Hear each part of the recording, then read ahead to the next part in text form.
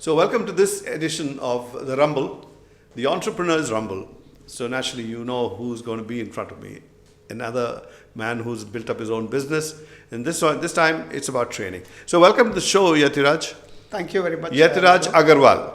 Yeah. If I want to say, if in these days we always talk about we are pan-Indian identities, we're all the same everywhere. But in the old days we would have said you're a long way from home, Mr. Agarwal in Chennai. No, whenever I'm in South, I'm always Yathiraj. Oh, okay. Whenever I'm in North, I'm always Agarwal. And there is a local name here called Yathiraj. Yeah, Yathiraj is very South Indian name. Not only that, they probably think that you come from an illustrious family. There's Yathiraj Road, there's Yathiraj Lane. Yes, absolutely. Absolutely. Yathiraj right. College. Right. And Yathiraj is actually the name of Ramanujar. I see. Yeah. Okay, that's information. So tell me, I know you're a trainer. And not only a trainer, you're also a man who gives concrete evidence of the success of your principles by having another website called doubleyoursalesandtripleyourprofit.com. That is truly amazing. Very interesting name. So tell me, Mr. Yathiraj, how does Mr. Agarwal, what would you like to be known as? Yathiraj or? Yathiraj. Yathiraj. So tell me, how did you embark on this? What kicked you off on this road? Okay.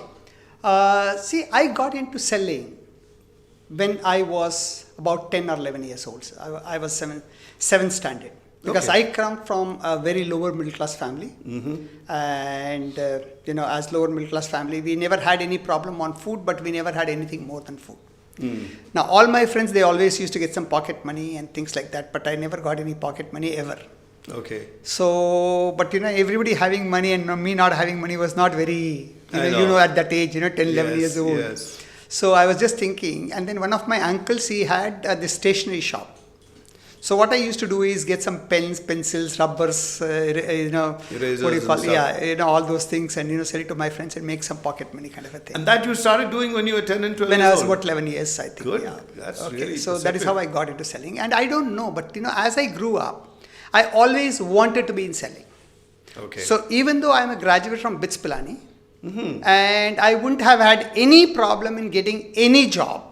Okay, true. I got into sales. I'm one of those very, very crazy guys who got into sales by choice. Most of the people, they get into sales because they don't get any other options. In my life, I have written only one single application.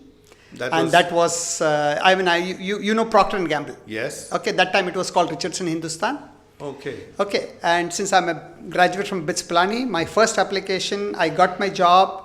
I got my appointment letter even before I got my result, subject to my passing, which was no question because I'm a gold medalist. Okay. So there was no issue about that. And that's how I got into sales. And you applied for a sales job? I applied for the sales job, absolutely. Okay. You're not in Procter & Gamble factories making this? No. I could have because I'm a B.Pharm honors. Okay. So I could have, but I didn't. And since I'm a B.Pharm honors and I wanted to get into sales, it was a cakewalk.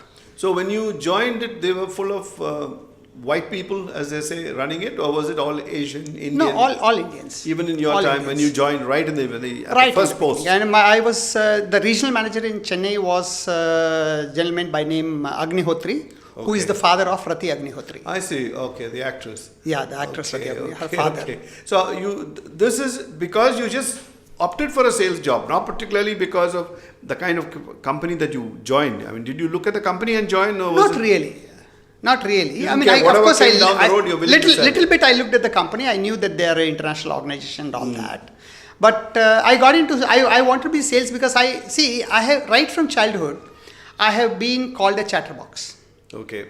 And I thought selling is where you talk. I mean, of course, today my views are changed totally. Okay, I understand in sales, listening is much, much, much more important than talking. Okay, but that time I thought, I talk a lot, so I think sales will be perfect. And I love traveling.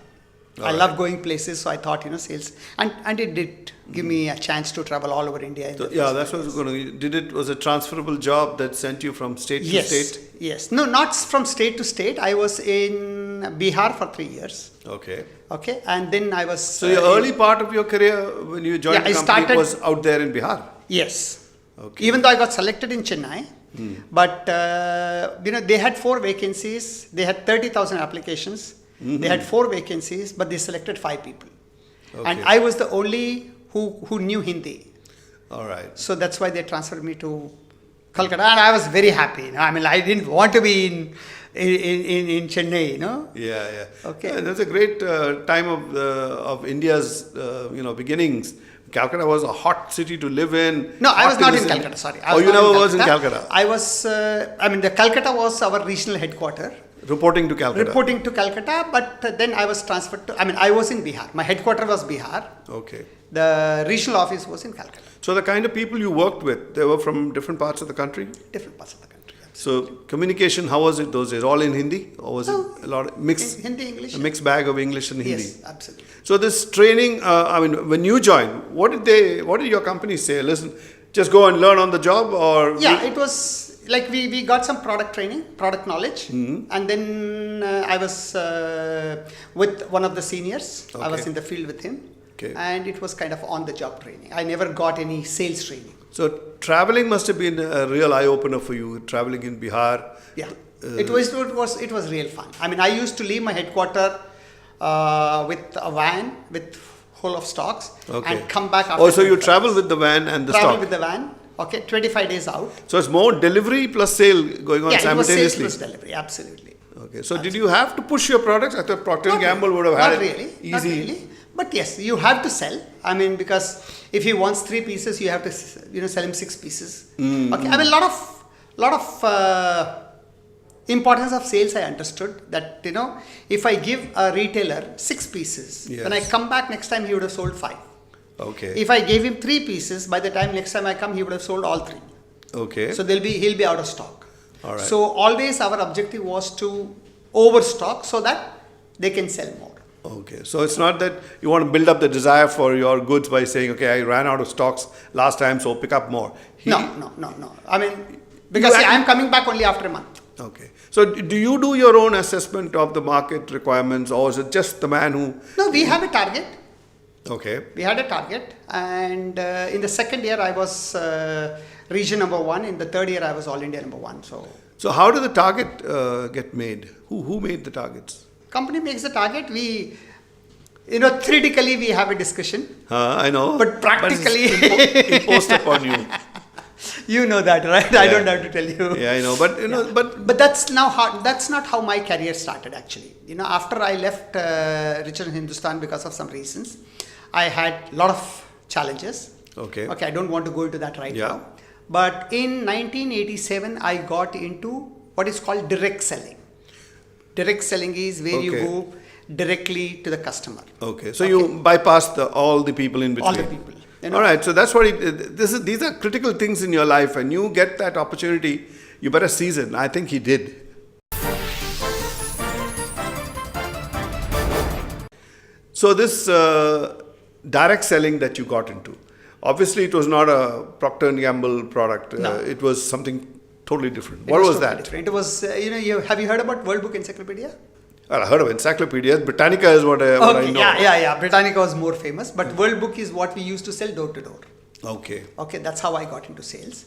And then... So you left the regular sales job, which means sending out indents from 1,000 shops and all. Left that and then went into... I left that, and now I didn't get into direct sales after that. I got into... that's a long story. We have to leave from 1980 to 1989. No, because it's always a transition of going from an organized selling activity to where you are the main guy selling. I guess that's where you developed that interest in sales. Actually, I wanted to start my own business once I left Richardson Hindustan. My objective was to start my own business. But there was a lot of personal challenges. So finally, I ended up having a small dabba shop. Okay. A kiosk. Okay. For 7 years, I was really bad. I didn't even have... And where was the shop located? This was in Bangalore. So I didn't even have enough money to eat 3 times a day. I didn't even get 3 square meals a day. All right. And then I got into this World Book Encyclopedia. That is where I really learned what is called selling. This was real selling. Okay. And then I left World Book because of some challenges with the organization. And then I was wondering what to do. And that's how I got into sales training. Okay. See, Madhav, it's very interesting. If you look at any company's profit and loss statement, normally you will see lots of entries on the left-hand side, but there will be only one entry on the right-hand side. Left is the expenses and right is the income. Earnings, okay. Okay. At income side, you will see only one entry, and that is sales. Sale. Would you agree? Yep. Okay. That means the only thing which brings in money to a company is the sales department. True. All the other departments, even though they Unless are you have important, a litigant attitude and you're going on filing Sorry? case.